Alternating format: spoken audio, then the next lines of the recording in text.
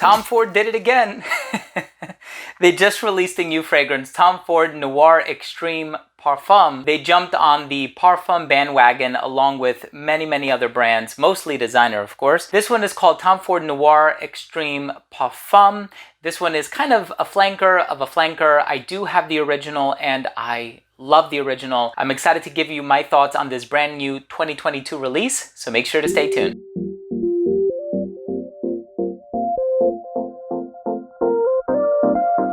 Now, before I begin today's video and I tell you all about Tom Ford's Noir Extreme Parfum, the brand new fragrance has vanilla and suede leather and amber, guaiac wood, spices, a kulfi accord, tons of ingredients. I want to start things off by saying that if you're a fan of the channel here, please do consider supporting it by subscribing to it. Hit that red button down below. This way you'll be notified whenever I do upload new videos. They'll be delivered to your feed. Hit the bell icon so you'll get that notification right when I publish, and give this video a thumbs up if you took something of value from today's episode. Now, I know that Tom Ford Noir Extreme, not the Parfum version, but the original per se, was released in 2015. The perfumer for that was Sonia Constant, and this fragrance does smell quite similar to it. I mean, it has its differences, but the reason I bring up the similarity is because I do want to acknowledge the fact that it is a true flanker.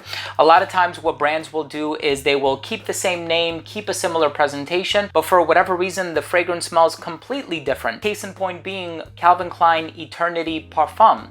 I also purchased that fragrance recently. I'm getting ready to review it soon. Smells nothing like the original Eternity. So a lot of brands are doing this, not Tom Ford. This actually does smell a lot like Noir Extreme. It has some added notes in the base though. So it has more woods, it has leather, it has suede. In terms of the spices, I think it has a very similar spicy personality as the original. In any case, I'm excited to give you my in-depth thoughts on the smell.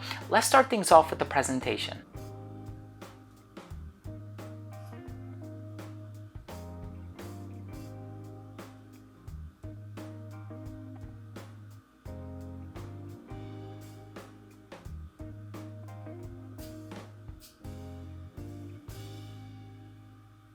Now, right in the opening of this fragrance, you are going to get a ton of vanilla. And of course, the vanilla that's in here is also part of the amber accord. So this is an amber accord that is dominated by the note of vanilla and not overly resinous, which is interesting. That's the direction I thought it was going to go in when I found out that it was a parfum strength of the original, or I should say of Noir Extreme, because the regular Noir would be the original, but this one actually does things differently. In my opinion, it's not a more ambery version, which is kind of what happens with a lot of fragrances. You think of Dior Sauvage Parfum, that one was warmer and richer and it had more of like an ambery base. That's not what's necessarily happening in here.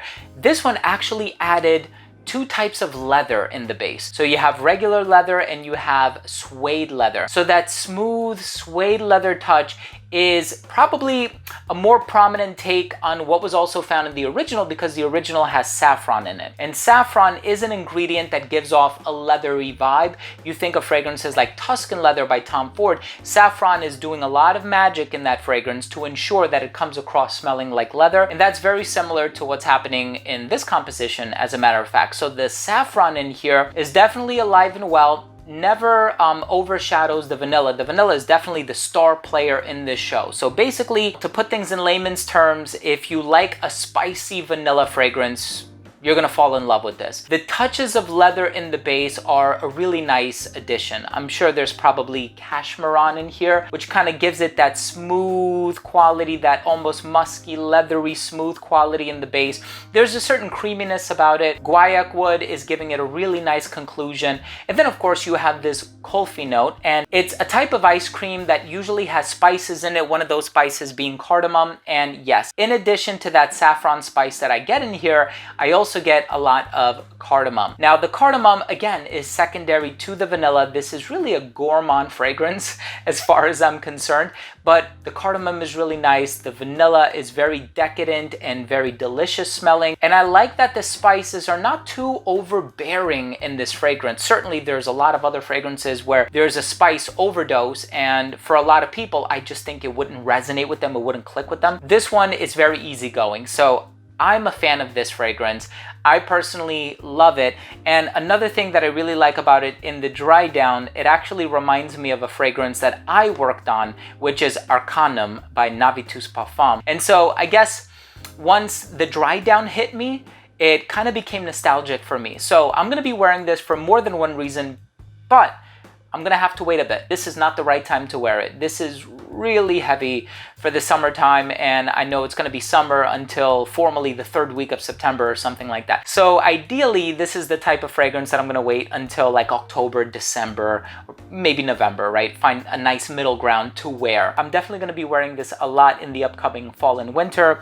Awesome scent, great job, Tom Ford, I'm impressed. Let's go ahead and finish things off with my overall assessment. Now, first up, in terms of the uniqueness and the overall smell, like I said before, it's a true flanker. It does smell like the original Tom Ford Noir Extreme, but it has the leather, it has the spices doing something slightly different in here, and it really has a magnetic personality that I'm enjoying. Longevity is about 8 to 9 hours on my skin. That's actually pretty good. Projection isn't overly loud, but it's consistent. So it didn't even become an elbows length scent until like hour 7. So you will get noticed, but it never radiated beyond an arm's length. It doesn't have a lot of volatile top notes like citrus. So it does have a lot of spices and aromatic ingredients and this and that, but the projection isn't overly loud. Versatility, perfectly unisex in my opinion. I think women like vanilla, men like vanilla. Great for the colder weather, great for formal occasions. Tom Ford certainly has a lot of great casual fragrances. Costa Azzurra, Neroli Portofino, Mandarino di Amalfi.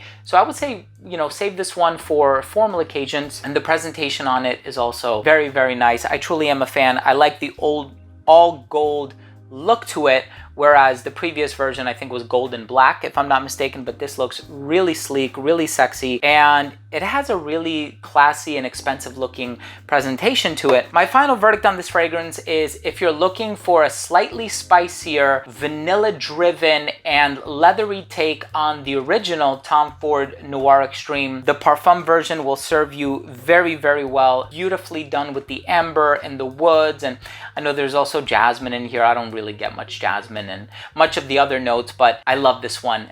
Thank you so much for watching. I hope you enjoyed this review. If you did, please do consider supporting the channel by subscribing to it. Hit the bell so you could be notified whenever I do upload future videos to the channel.